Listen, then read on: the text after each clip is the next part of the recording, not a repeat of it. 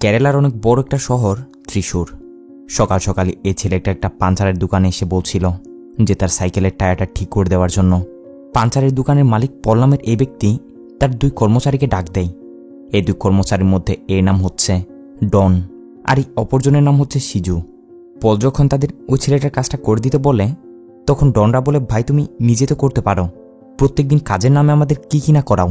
তোমার কাপড় চোপড় ধোয়া থেকে শুরু করে ওয়াশরুম পরিষ্কার করা সবকিছু করি আমরা, তারপর আমরা কিছু কি বলেছি?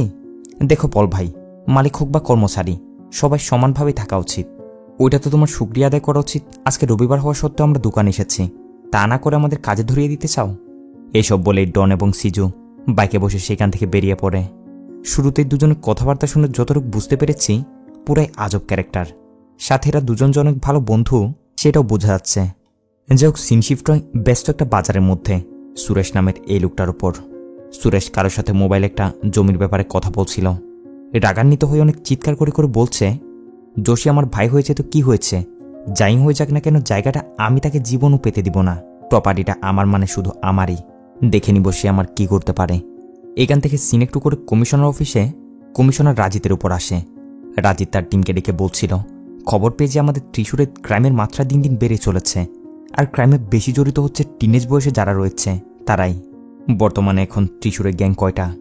এরা বলে, স্যার গ্যাং তো অনেক রয়েছে, বাট সবার চেয়ে বড় এবং বর্তমানে অ্যাক্টিভ আছে শুধু একটা গ্যাংই, যে গ্যাংটা পরিচালনা করে গিরি আর তার ডান হাত দেবী নামের এক ব্যক্তি। তারা পুরো একটা টিম মিলে কাজ করে, বিভিন্ন জায়গা জমি সেটেলমেন্ট থেকে শুরু করে বড় বড় ব্যবসা প্রতিষ্ঠান লেনদেন এইসব করে থাকে। সহজে তারা কারোর সাথে পাঙ্গা নেয় না, বাট কেউ ভুলেও যদি তাদের সাথে পাঙ্গা নিয়ে নেয় তাহলে তারা তাকে আর ছাড়ে না। কমিশনার রাজিত তার টিমকে বলে, তোমরা আমাকে সাহায্য করো, আমি আমাদের শহরকে ক্রাইমমুক্ত করার পরিকল্পনা নিয়ে মাঠে নেমেছি, আর না হয় যদি এরকমটা চলতে থাকে তাহলে পুলিশের উপর থেকে সবার ভরসা উঠে যাবে। সিন চলে আসে ওই দুজনের উপর, অর্থাৎ 2 বন্ধু ডন এবং সিজু। এরা দুজন কোনো একটা গুরুত্বপূর্ণ কাজে ওই বাজারটার মধ্যে এসেছে। ডনের আবার একটা গার্লফ্রেন্ডও আছে যাকে সে আদর করে বাবু নামে ডাকে। তো সে তার গার্লফ্রেন্ডকে কল দিয়ে অনেক নরম ভাষায় আদর করে করে বলছিল, সরি বাবু, সরি, বাইক চালাচ্ছিলাম তো তাই তোমার কলটা রিসিভ করতে পারিনি, একটু ওয়েট করো, জরুরি একটা কাজের এক্ষুনি তোমার কাছে আসছি। কথাবার্তা এবং বিহেভিয়ার দেখে মনে তো হচ্ছে অনেক ভোলাভাল একটা ছেলে, বাকিটা একটু পরে বুঝতে পারবেন। তো এখানে দেখা যায় এরা গিয়ে ধরা হচ্ছে সুরেশ নামের ওই লোকটাকে, যে মোবাইলে একটু আগে কারোর সাথে কোনো একটা জমির ব্যাপারে কথা বলছিল না, সে সুরেশ আর কি। ডন সুরেশকে ধরে একটু সাইডে নিয়ে গিয়ে বলে, ভাই সুরেশ ভাই, তোমার সাথে জরুরি কিছু কথা আছে। যোশী ভাইয়ের সাথে জমির মামলাটা সেটেল করে নিলে কি হচ্ছে? সুরেশ বলে, আমার বাপের জমি, আমার যা ইচ্ছে তাই করব, তুই বলার কে? কি মনে করেছিস এভাবে বাজারের মধ্যে মাঝ রাস্তায় আমাকে ধরে হুমকি দিলে আমি কি ভয় পেয়ে যাব? দেখে নিব সে আমার কি করতে পারে। এরাই সব তো এদিকে বলছিলই, আর তাদের ঠিক একটু সামনে সিজু কি করে, বড় একটা ছাতা খুলে ধীরে ধীরে ঠিক তাদের সামনে এসে ধরে, যাতে করে কেউই তাদেরকে দেখতে না পায়। ততক্ষণ এদিকে ডন কি করে, একটা ছুরি বের করে সুরেশকে মারতে মারতে জায়গা শেষ করে দেয়। পিছনে একটা এটিএম বুথ ছিল, ওইখানে নিয়ে গিয়ে তাকে ব্রুটালভাবে পুরোপুরি শেষ করে। আমাদের বুঝতে আর দেরি হয় না, এরা আসলে সুরেশের ভাই যোশীর কাছ থেকে কন্ট্যাক্ট নিয়ে সুরেশকে শেষ করার জন্য এসেছিল। এদিকে ভিতরে ডন তো এসব করছে, বাইরে এটিএম বুথের সামনে সিজু ছাতা খুলে দাঁড়িয়ে আছে। ওই সময় একটা মহিলা টাকা তোলার জন্য ভিতরে যেতে চাইলে সিজু বলে, আরে ম্যাডাম, এটিএমটা তো অনেকদিন ধরে কাজ করছে না, বন্ধ পড়ে আছে, আপনি বরঞ্চ একটু সামনে যান, ওইখানে আরেকটা পেয়ে যাবেন। অর্থাৎ তারা পুরো প্ল্যানিং বানিয়ে এসেছে। ভরা বাজারের মধ্যে এতগুলো মানুষজন আশেপাশে, অথচ কারো মাথায়ও আসবে না যে তাদের পাশেই এইসব হচ্ছে। তাই জেনে বুঝে তারা এরকম একটা জায়গা সিলেক্ট করেছে। উপর থেকে এটিএম অনেকদিন ধরে বন্ধ, তাই সিসি ক্যামেরাও কাজ করবে না, এটাই স্বাভাবিক। একটু পর ডন তার কাজ শেষ করে বেরিয়ে আসে। সিজু বলে, এত লেট করা ঠিক হয়নি, এভাবে ছাতা খুলে দাঁড়িয়ে আছি, মানুষ সন্দেহ করতে পারে। ডন বলে, প্রথমবার তো এই জন্য একটু লেট হয়েছে, সমস্যা নেই, পরের বার থেকে একদমই লেট হবে না। এসব বলতে বলতে তারা ওইখানে পাশে একটা শপিং মলে যায়, এখানে কাপড় চোপড় চেঞ্জ করে ফেলবে।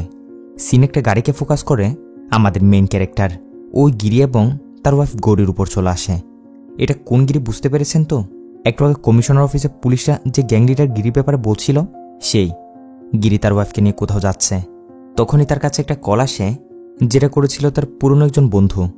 তাদের এখানে আজকে একটা শপিং মল উদ্ঘাটন হচ্ছে, ওইখানে তার বন্ধুটার টাকা নিয়ে কোনো একটা ঝামেলা হয়েছে, যার জন্য সে ওইখানে গিরিকে ডেকে বিষয়টা একটু সেটেলমেন্ট করে দিতে বলছিল। গিরিও সাথে সাথে সেখানে যায় আর ধরে শপিং মলের মালিককে এক থাপ্পড় লাগিয়ে দিয়ে বিষয়টা সেটেলমেন্ট করে দেয়। এখানে গিরির পাওয়ার কিন্তু অনেক, আশেপাশে সবগুলো তারই লোক। সাথে আমরা এটাও দেখি ওই ডন এবং সিজুও এই শপিং মলে ছিল। গিরি এখান থেকে বের হয়ে তাদের টিমের আরও একজন মেম্বার এই লোকটাকেও সাথে করে নিয়ে আবারও সেখান থেকে বেরিয়ে পড়ে। এইদিকে ডন এবং সিজু কাপড় চোপড় চেঞ্জ করে বাজারের মধ্যে ঘোরাঘুরি করছে। ঠিক তখনই পিছন থেকে ডনের বাবু এসে হাজির, অর্থাৎ তার গার্লফ্রেন্ড। ডনকে বকতে শুরু করে, তুমি আমাকে বলেছিলে এখানে এসে আমাকে কল দিবে, কিন্তু এসে ঘোরাঘুরি করছো আর আমি এদিকে দাঁড়িয়ে আছি।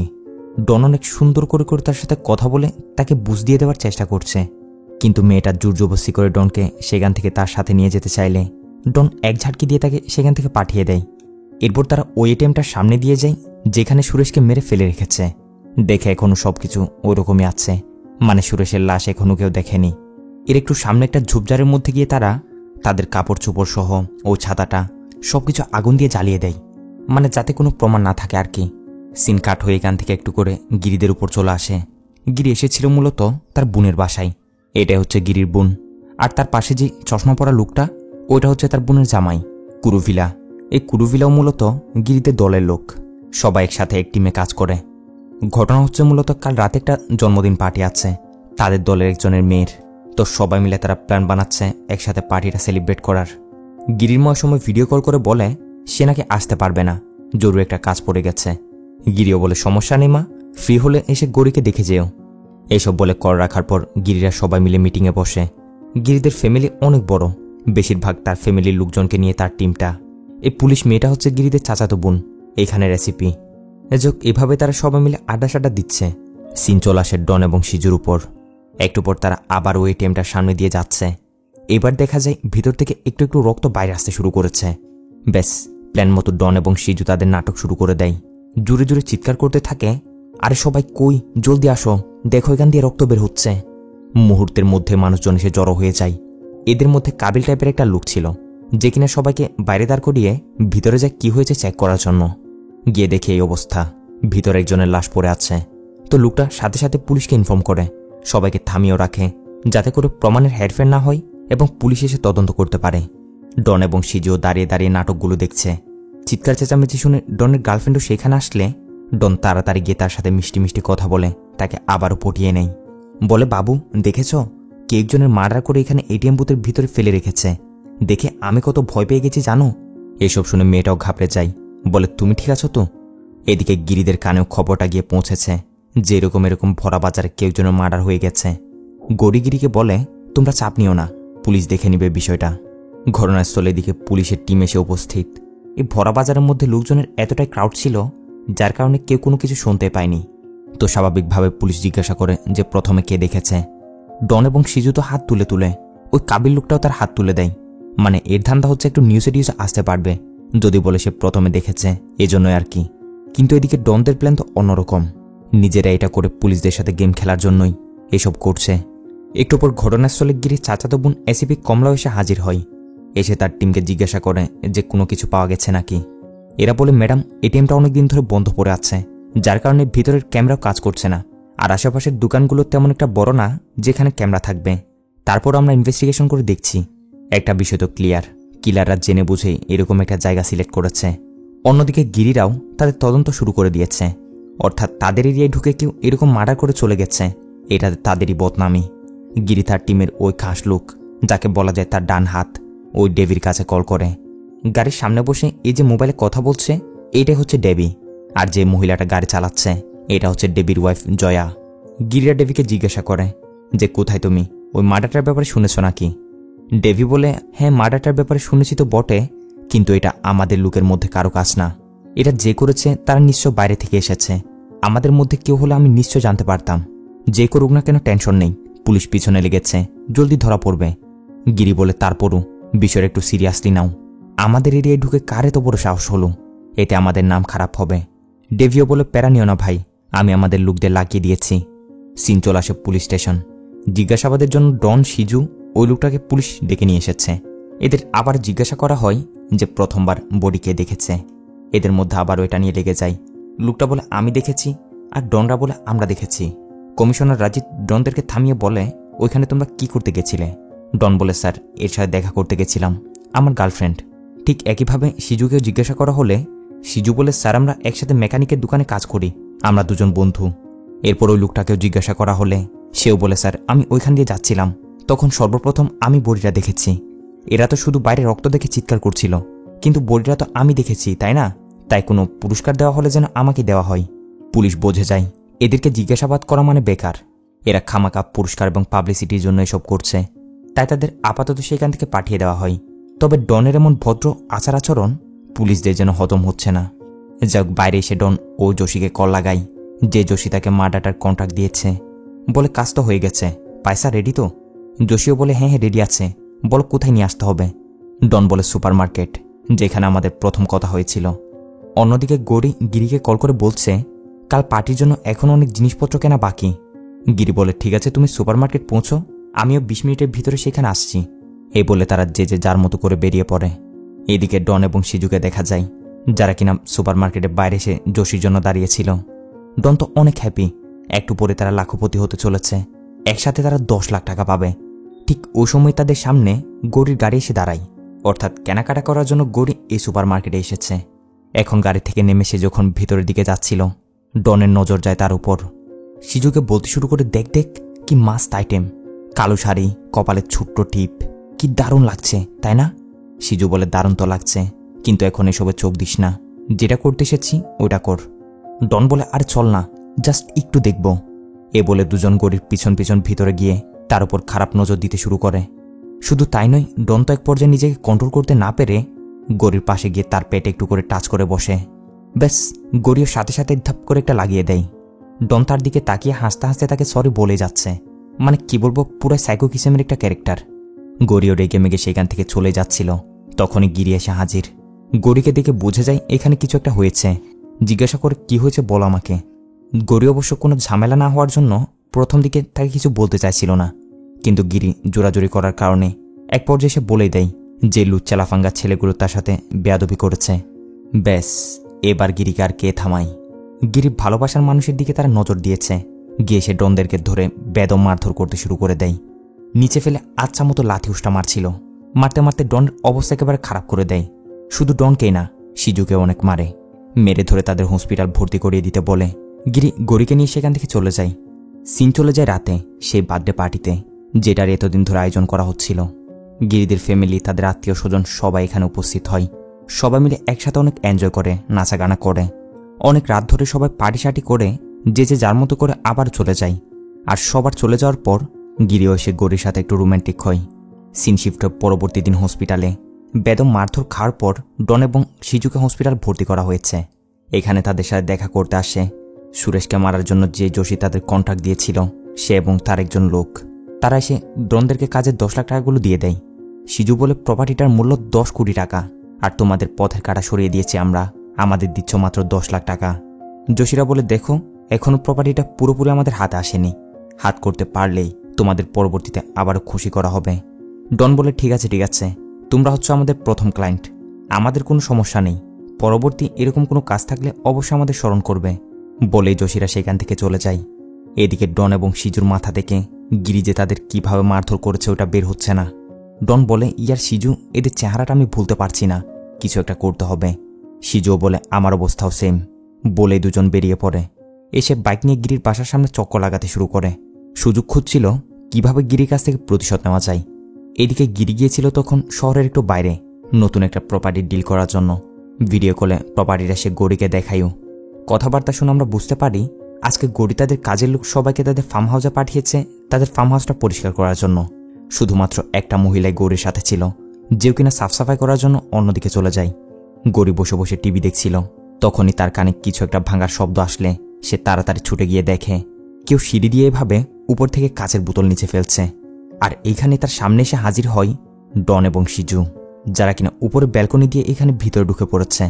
এতে দেখে গৌরী অনেক ভয় পেয়ে যায়। ডন বলে, ভয় পাবেন না ভাবি, আপনাকে সরি বলতে এসেছি। গৌরী জোরে জোরে তাদের কাজের ওই মহিলাটিকে চিৎকার করতে থাকে, কিন্তু এরা অনেক আগে তাকে উপর একটা রুমে বন্দি করে দিয়েছে। গৌরী ভয় পালাতে শুরু করলে এরাও তাড়াতাড়ি তার পিছনে ছুটে গিয়ে তাকে ধরেই নেয়। সারে দিয়ে এভাবে তার হাত পা সব কিছু বেঁধে ফেলে। এরপর ডন বলতে শুরু করে, তখন ভাবি তোমায় একটু করে টাচ করেছিলাম, আর তাতেই তোমার স্বামী আমাদের এভাবে মারধর করেছে, কিন্তু এখন কি করবেন ভাবি? এখন তো আমরা আপনার পুরো শরীর টাচ করব। এইসব বলে ডন গৌরীকে জানোয়ারের মতো নির্যাতন করতে শুরু করে দেয়। এমনকি এক টান মেরে তার কাপড় চোপড় সব কিছু খুলে নেয়। আবার সেগুলো দাঁড়িয়ে দাঁড়িয়ে সিজু তার মোবাইলে ভিডিও করছে। গৌরী তাদেরকে অনেক রিকোয়েস্ট করছিল এসব না করার জন্য, কিন্তু এই জানোয়ারগুলো থামে না। তারা গৌরীর সাথে এসব করে তাকে ওইভাবে ফেলে সেখান থেকে চলে যায়। পরের সিনে আমরা দেখি খবর পেয়ে গিরি তাড়াতাড়ি বাসায় ছুটে এসেছে। বাইরের ডেভি, কুরুভিলা সবাই মন খারাপ করে দাঁড়িয়েছিল। গিরি ভিতরে আসলে বাকিরা তাকে জানায় যে গৌরী এখন মোটামুটি সুস্থতা আছে, কিন্তু সে এখন ওই ঘটনা থেকে বের হয়ে আসতে পারছে না। গিরি গৌরীর এই অবস্থা দেখে পুরোপুরি ভেঙে পড়ে। মন খারাপ করে সে অন্য আরেকটা রুমে গিয়ে নিজেকে লক করে দেয়। এদিকে খবর পেয়ে গিরির মাও এসে উপস্থিত, জানতে চায় কি হয়েছে।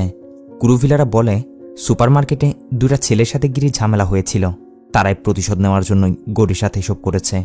এইসব শুনে গিরির মা গৌরীর কাছে গিয়ে তাকে সান্ত্বনা দিতে শুরু করে, বলে দেখো বেটি, কেউ যদি আমাদের অনিচ্ছে আমাদের শরীরে হাত দেয় তাহলে আমাদের সহ্য হয় না, অনেক রাগ হয়।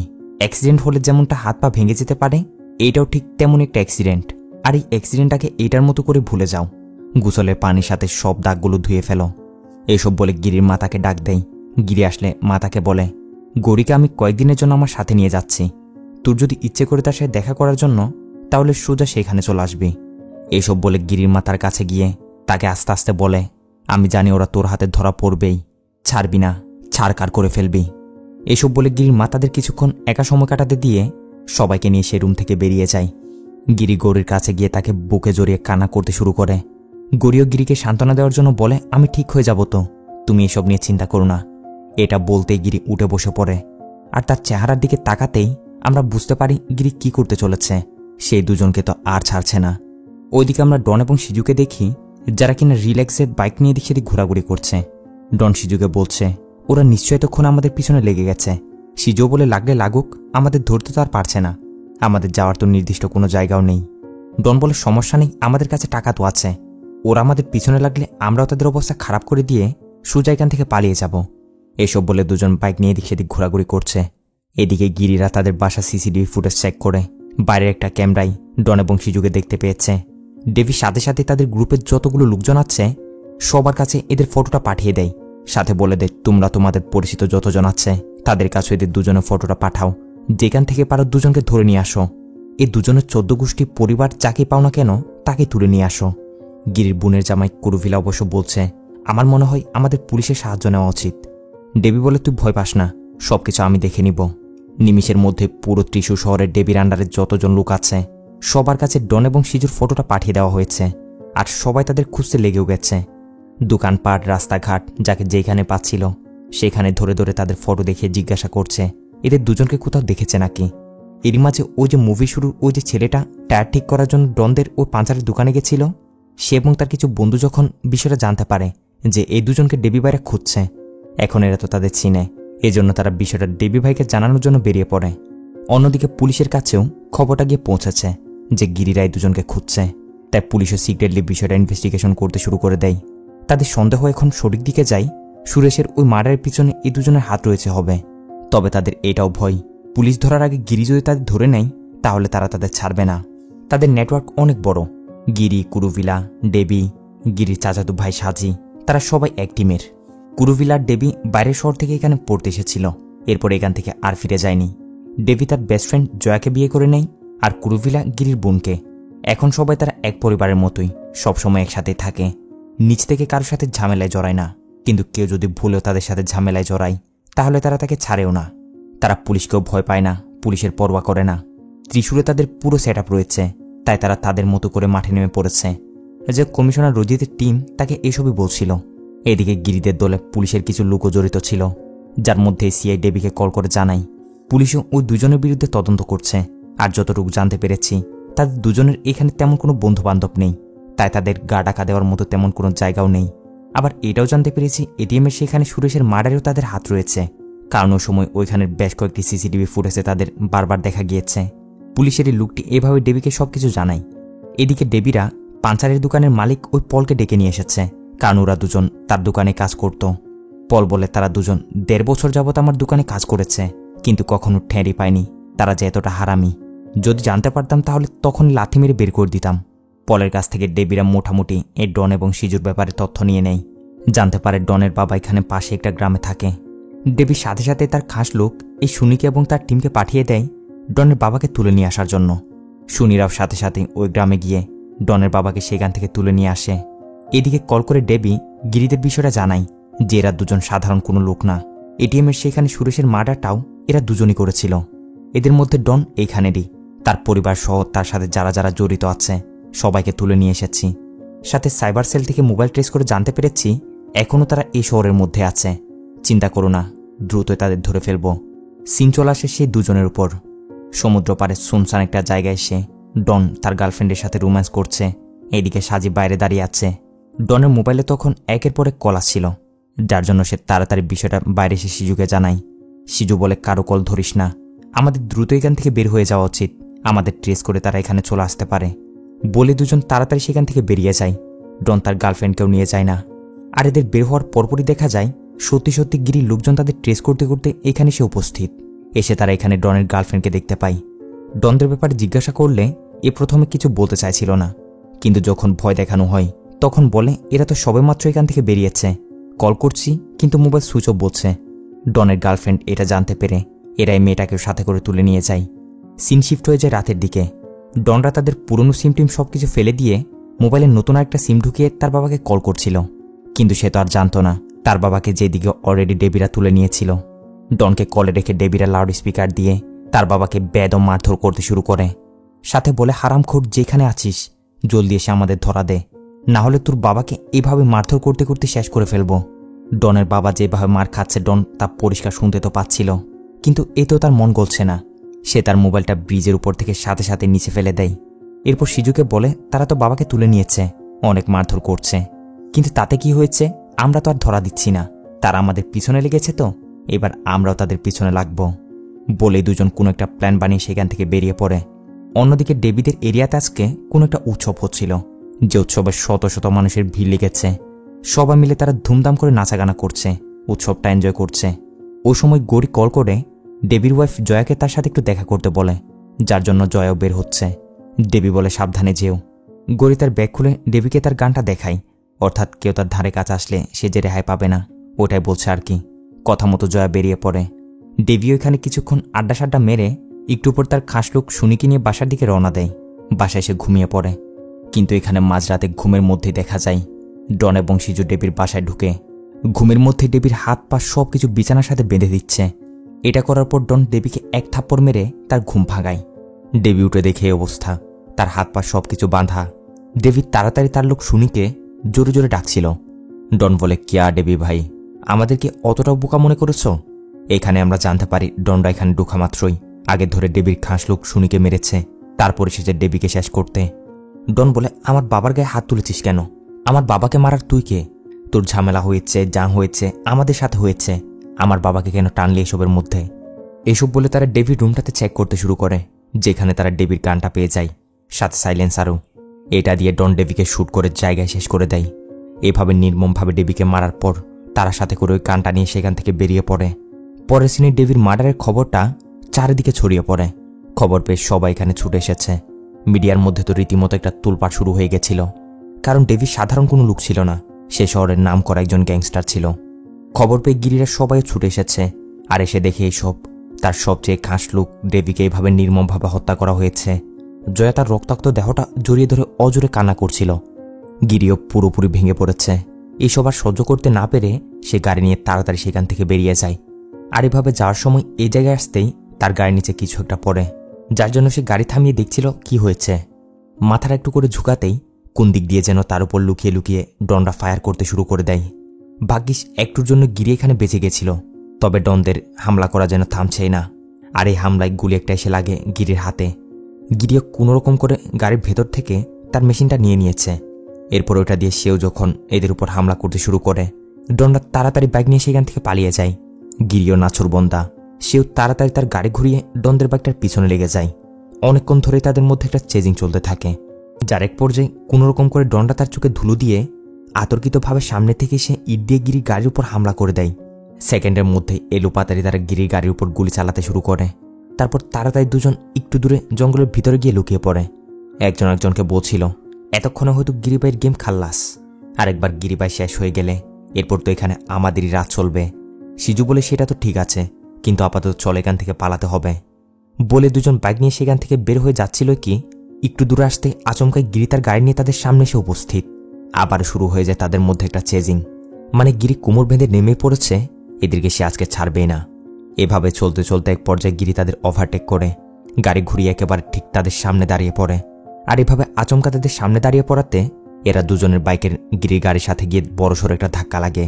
এই ধাক্কায় দুজন আকাশে বাতাসে উড়তে উড়তে একেবারে ব্রিজের উপর থেকে অনেক নিচে পানিতে পড়ে যায়, যেখান থেকে বাঁচা তো মুশকিল। লাকিলি সিজুর ওই মোবাইলটা সেখানে ব্রিজের উপর পড়ে গেছিল, অর্থাৎ যেটা দিয়ে গিরির ওয়াইফ গরির ভিডিও বানিয়েছিল না, সেটা আর কি। গিরি সেটা তার সাথে নিয়ে নেয়। এরই সাথে সে ভালো করে চারদিকে তাকিয়ে দেখে ওদের দুজনকে কোথাও দেখা যাচ্ছে না, অর্থাৎ তারা এতক্ষণে নিশ্চয় পানির নিচে তলিয়ে গেছে হবে।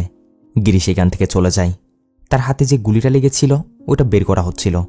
এদিকে কুরুভিলার সাজি তো এটা মানতে পারছে না যে তাদের ডেভি যা তাদের সাথে নেই সেটা। ডেভির জন্য তারা অনেক কান্না করছে, গিরির অনেক মন খারাপ। পরের দিনই তারা পুরো গ্রুপ মিলে ডেভির সমাধিতে গিয়ে সেখানে ফুল দিয়ে আসে। এদিকে পুলিশের টিমও ওই ব্রিজের নিচে হন্য হন্য হয়ে ডনার সাজিকে খুঁজে চলেছে, কিন্তু তাদের কোনো সন্ধান পাওয়া যাচ্ছে না। ধারণা করা হচ্ছে পানিতে বড় বড় মাছ এতক্ষণে তাদের খেয়ে ফেলেছে হবে। সিন শিফট হয়ে যায় বেশ কিছুদিন পর। গিরিরা সবাই যা কিছু হয়েছে ওইগুলো পিছনে ফেলে নতুন করে আবার সবকিছু শুরু করার জন্য আজকে ফার্ম হাউসে সবাই একত্রিত হয়। এখানে গিরির পুরো পরিবার, তার বন্ধু বান্ধব, তার টিমের সবাই উপস্থিত ছিল। সবাই একসাথে পার্টি শার্টি করে অনেক সুন্দর একটা সময় কাটাচ্ছে। সবাই স্বাভাবিক হওয়ার চেষ্টা করছে আর কি। কুরুভিলা গিরিকে বলে এইসব এখন বাদ দিয়ে দে, এতদিন যাবৎ আমি ফুল সেট আপ করে রেখেছি, ওদের দুজনকে হন্য হন্য হয়ে খুঁজেছি। তাছাড়া পুলিশের লুকও লেগেছিল, কিন্তু তাদের কোনো হদিস পাওয়া যায়নি। আর আমি শিওর আর পাওয়া যাবেও না, ওরা শেষ হয়ে গেছে। আর ওদের নিয়ে চিন্তা করা বাদ দিয়ে দে। এদিকে আমরা দেখি পুলিশ সুরেশ মার্ডার কেসের সাথে যারা যারা জড়িত ছিল, মানে দোষীদেরকে গ্রেপ্তার করে নিয়েছে, কিন্তু এখনও আসল মার্ডারার ডন এবং সিজুর কোনো সন্ধান পাওয়া যায়নি। সিন শিফট হয়ে যায় রাতের দিকে। কুরুভিলাকে দেখা যায় ডনদের এলাকায় গিয়ে ডনের প্রতিবেশী একটা বাসায় তার প্রতিবেশীদের সাথে কথা বলছিল। মূলত কুরুভিলাদের কিছু টাকা দিয়ে লাগিয়ে রেখেছে যেন ডনরা এখানে আসলে তারা তাকে ইনফর্ম করে, অর্থাৎ ডনের বাসা তো এখানেই। যদি তারা মারা না যায় তাহলে তার বাবার কাছে এসে কখনো না কখনো আসবেই। কুরুভিলার সন্দেহ এটাই আর কি। এদেরকে এইসব বলে কুরুভিলা সেখান থেকে চলে আসছিল, কিন্তু গাড়ির কাছে আসতেই হুট করে ডন এবং সিজু তার সামনে চলে আসে। মানে তারা এখনও বেঁচে আছে, আর তারা তাদের পুরো লুকও চেঞ্জ করে ফেলেছে। ডন বলে, কি বেটা, আমার এলাকায় এসে আমার প্রতিবেশীদের টাকা দিয়ে আমার উপরে নজর রাখাচ্ছ, তাই তো? নাও, এবার তোমার সামনে এসেছি, করো, কি করবে করো। বলে দুজন কুরুভিলাকে ধরে তার উপর হামলা করে দেয়। ছুরি দিয়ে তাকে বারবার মারতেই থাকে। তারপর কুরুভিলার মোবাইল থেকে গিরিকে কল করে তাকে জানিয়ে দেয় যে আমরা এখনও বেঁচে আছি, আর তোমার বোনের জামাই আমাদের হাতে শেষ হতে চলেছে। এসব শোনার পর গিরি এবং সাজির সাথে সাথে সেখান থেকে বেরিয়ে পড়ে।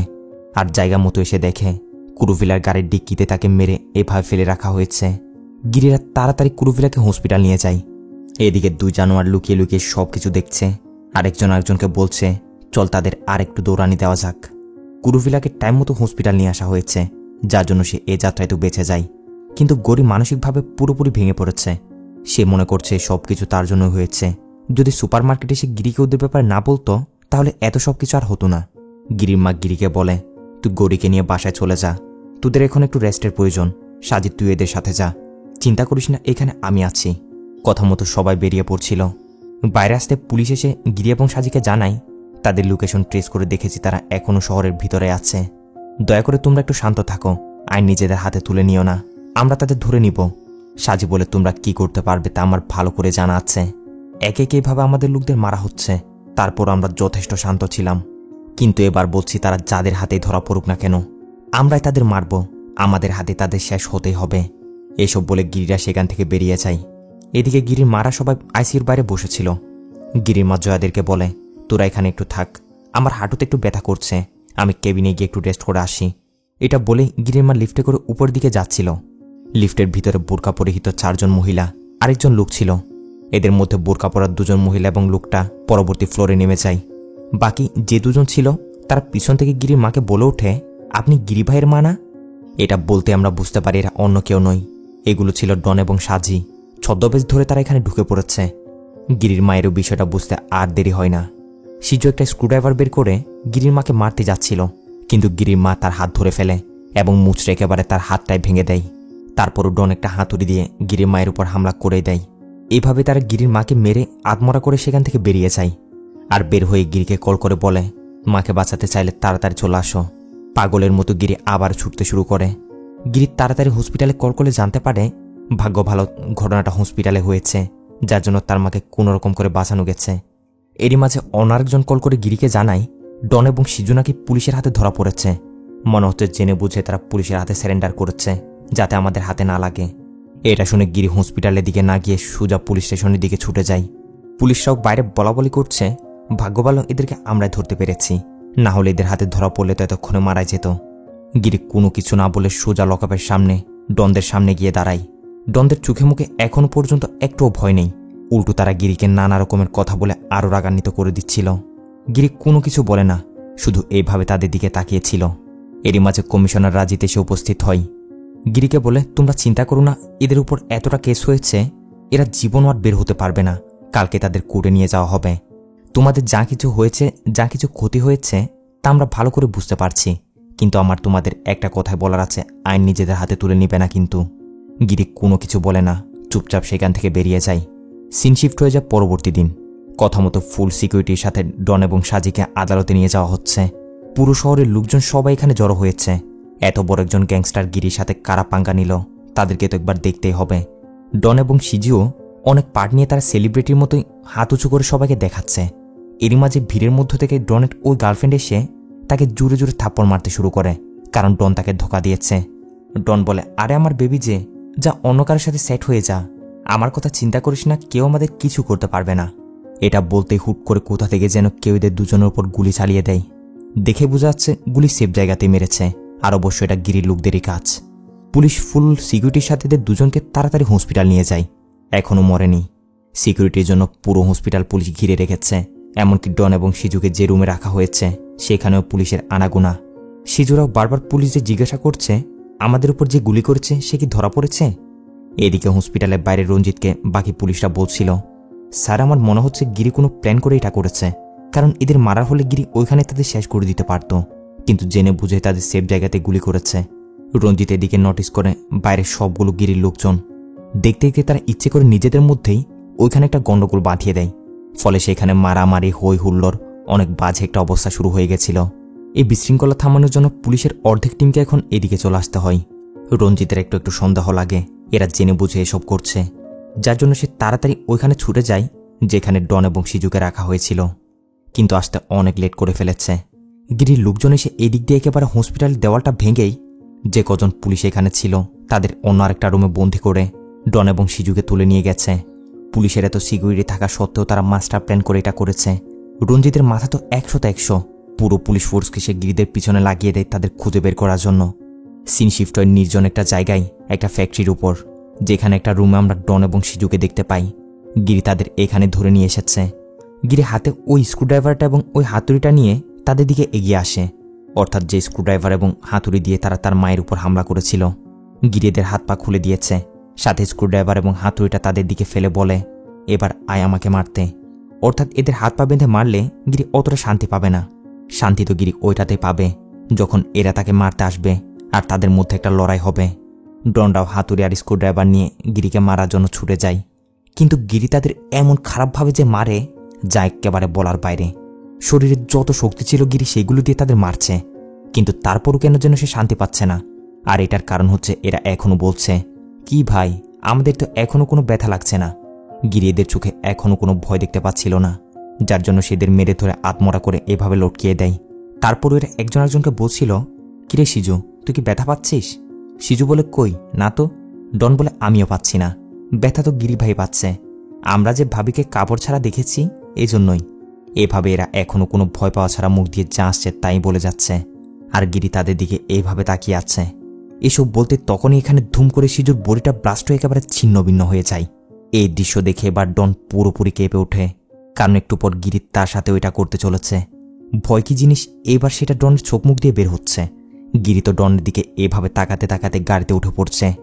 ডন ভয়ে গিরি ভাই বলে চিৎকার করছে, আর মুহূর্তের মধ্যে সেও ধুম। গিরি এদের এতটাই ভয়ানক মৃত্যু দিয়েছে যেটা একেবারে আত্মা কাঁপিয়ে তোলার মতো। সাজি, জয়া তারাও সেখানে ছিল। এভাবে তারা তাদের প্রতিশোধ নিয়ে সেইখান থেকে বেরিয়ে পড়ে। আর আজকের দারুণ এই মুভিটাও এখানে শেষ হয়।